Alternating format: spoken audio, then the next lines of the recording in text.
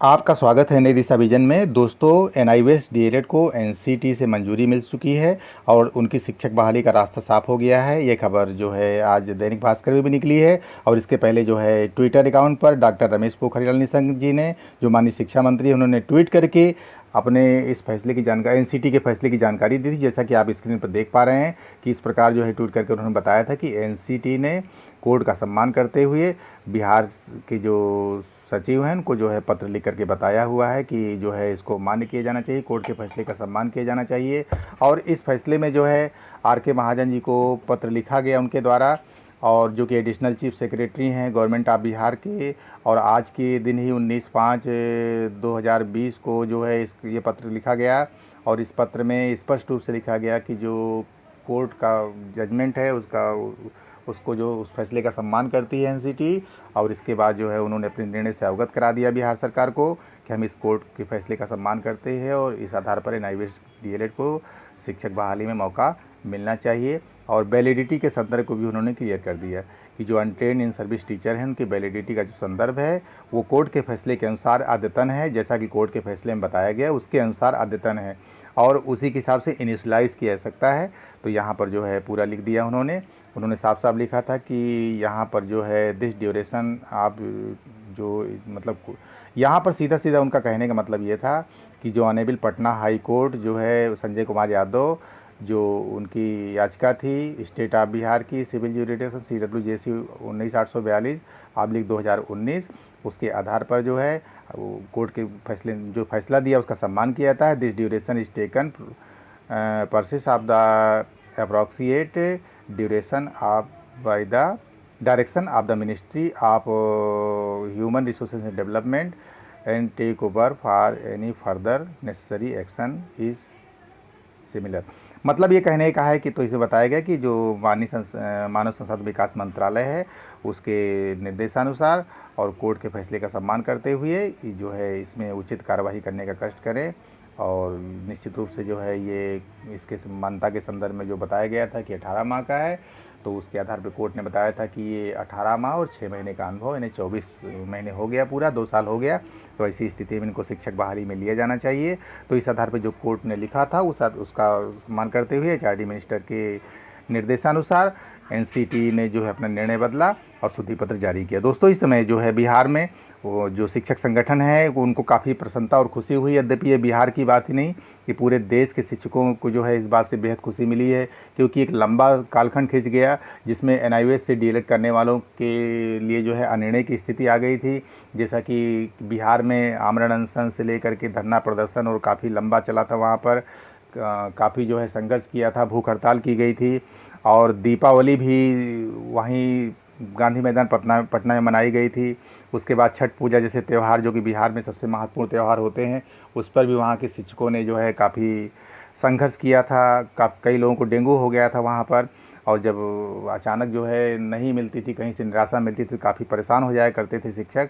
तो ऐसी स्थिति में निश्चित रूप से उनको जीत मिली और इस जीत का जो उनकी मेहनत है उसका ही फल है और काफ़ी वो संघर्ष में आगे रहे और जो कुछ सही था वही उनके साथ हुआ।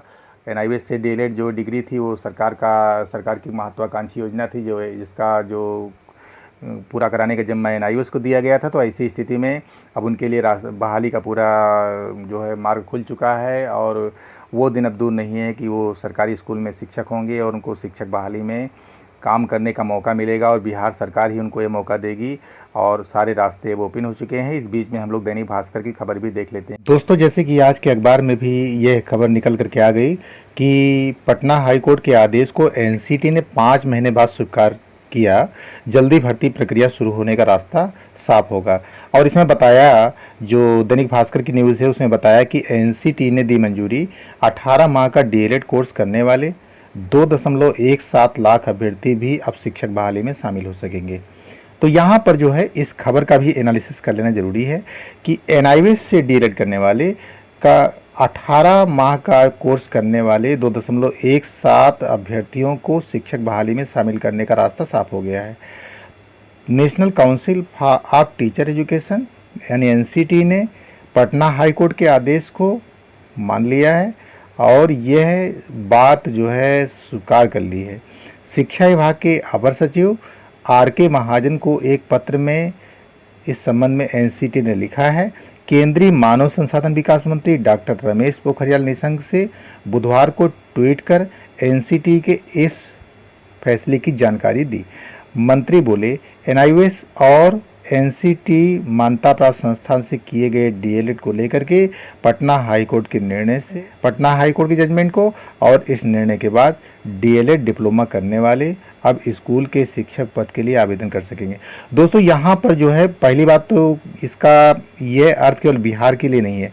यहाँ पर देखिए एक पॉइंट लिखा हुआ है, इसे बताया जा रहा है कि इस निर्णय करने के बाद, मतलब इस कोर्स को करने के बाद, यानी इस निर्णय से क्या होगा कि जो डीएलएड डिप्लोमा करने वाले स्कूल शिक्षक पद से आवेदन कर सकेंगे। तो ये बात पूरे राज्य की है, पूरे देश की है।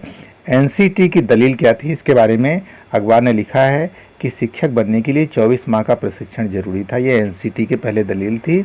बिहार में 2.17 लाख शिक्षक एनआईओएस से डीएलएड पास हुए थे। देश भर में ऐसे 14 लाख शिक्षक हैं। एनसीटी की दलील थी कि पहली से 8वीं तक के शिक्षक बनने के लिए न्यूनतम 2 साल की अवधि का डिप्लोमा, यानी डिप्लोमा इन एलिमेंट्री एजुकेशन का कोर्स होना अनिवार्य है। और यहाँ पर जो है एनसीटी ने ये माना था कि इस कोर्स की अवधि 18 माह थी।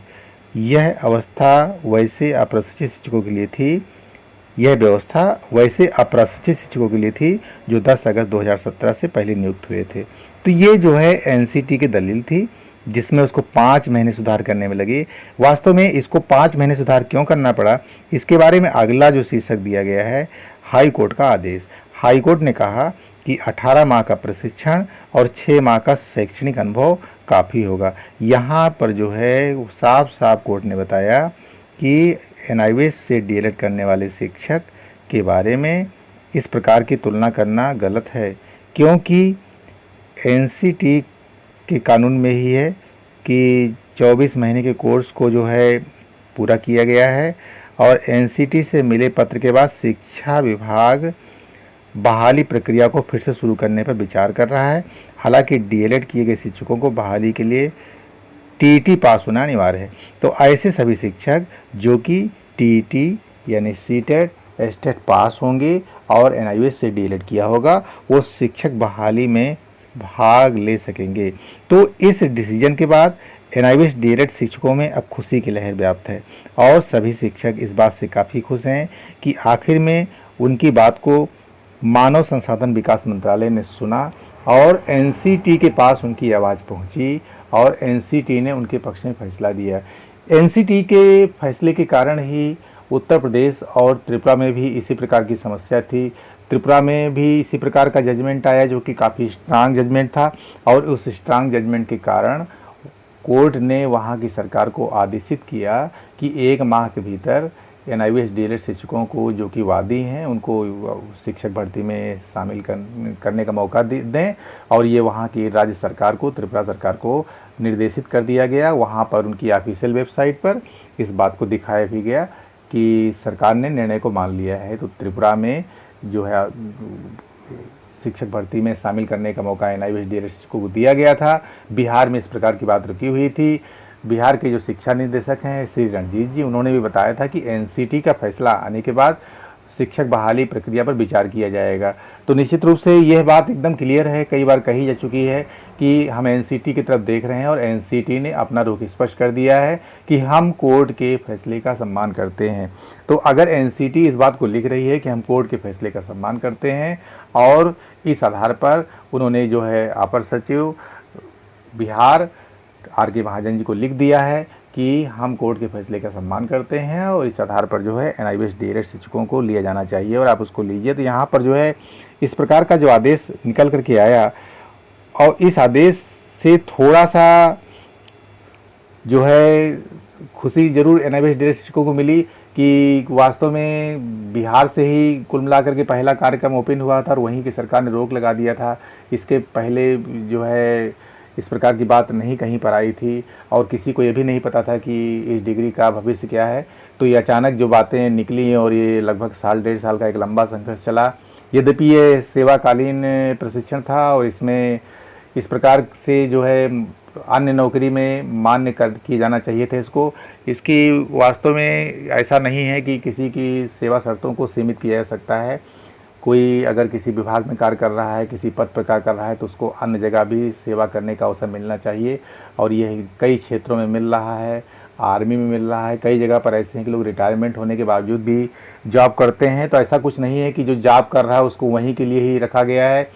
और दूसरी बात है कि जो भी पाठ्यक्रम कराया गया था वो एनसीईआरटी ने इसकी संरचना की थी। ऐसा नहीं था कि एनआईओएस ने इसके पाठ्यक्रम को कराया था, या जो कुछ भी लिखा गया था, जो भी रीति नीति संरचना थी, उसके लिए स्वयं पोर्टल, जो कि आज जो कोविड-19 के प्रकोप के कारण भी स्वयं पोर्टल जो है इसमें शिक्षण प्रशिक्षण कार्यक्रम को जो है संचालित कर रहा है, और तमाम जो है शैक्षिक गतिविधियां स्वयं पोर्टल, जो भी गवर्नमेंट का पोर्टल है, उससे संचालित की जा रही है। तो कुल मिलाकर के ऐसा नहीं था कि किसी प्राइवेट संस्थान ने कराया या किसी प्रकार का अमान्य संस्थान के द्वारा जो है कराया गया था।